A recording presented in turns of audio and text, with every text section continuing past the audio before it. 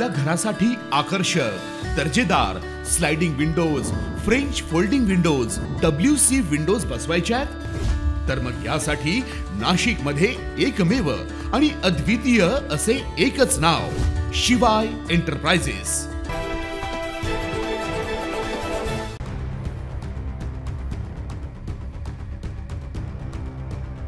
नाशिक पोलिसांची धडाकेबाज कामगिरी। खंडणी विरोधी पथकानं पाहिजे आरोपीला आवळल्या मुसक्या। गंभीर गुन्ह्यातील आरोपी राहुल उर्फ बंटी भारती अखेर पोलिसांच्या तावडीत सापडला। नाशिक पोलीस आयुक्त संदीप कर्णिक यांच्या सूचनेनुसार गंगापूर हद्दीत खंडणी विरोधी पथकाचं कॉम्बिंग ऑपरेशन सुरू होतं।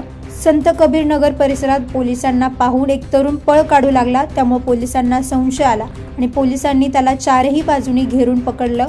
त्याला पळून जाण्याचं कारण विचारले असता त्याने उडवाउडवीची उत्तरे दिली। तपासादरम्यान कळलं की पंचवटी पोलीस ठाण्यातील गुन्हा रजिस्टर नंबर 320/2025 मध्ये तो पाहिजे आरोपी आहे। मकोकासह गंभीर कलमांखाली गुन्हा दाखल असून तो गेल्या 2 महिन्यांपासून फरार होता।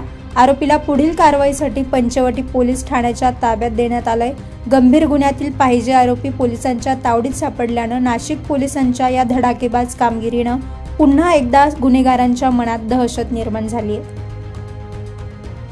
खंडणी विरोधी पथक गंगापूर पोलीस स्टेशनच्या हद्दीमध्ये संत कबीर नगर येथे कोम्बिंग ऑपरेशन करत असताना 7:45 वाजेच्या सुमारास एक इसम पथकाला पळून पळाला होता, पण त्याला ताब्यात घेतलं आहे। त्याच्यानंतर त्याला त्याचं नाव पत्ता विचारलं। त्याने सुरुवातीला उडवडीची उत्तरं दिले, नंतर त्याला व्यवस्थित विचारणा केली असता त्याने त्याचं नाव राहुल भारती सांगितलं। पूर्ण नाव त्याचं राहुल राजकुमार भारती आहे। त्याचा अभिलेख पडताळला असता तो पंचवटी पोलीस स्टेशनकडील CR नंबर 320/25 कलम 109, 115(2) मध्ये फरार असल्याचं निष्पन्न झालेलं आहे। त्याच्याकडे खात्री झाल्यानंतर त्याला पंचवटी पोलीस स्टेशनकडे वर्ग करण्यात आलेलं आहे। 9 न्यूज महाराष्ट्रासाठी नितीन चव्हाण, नाशिक।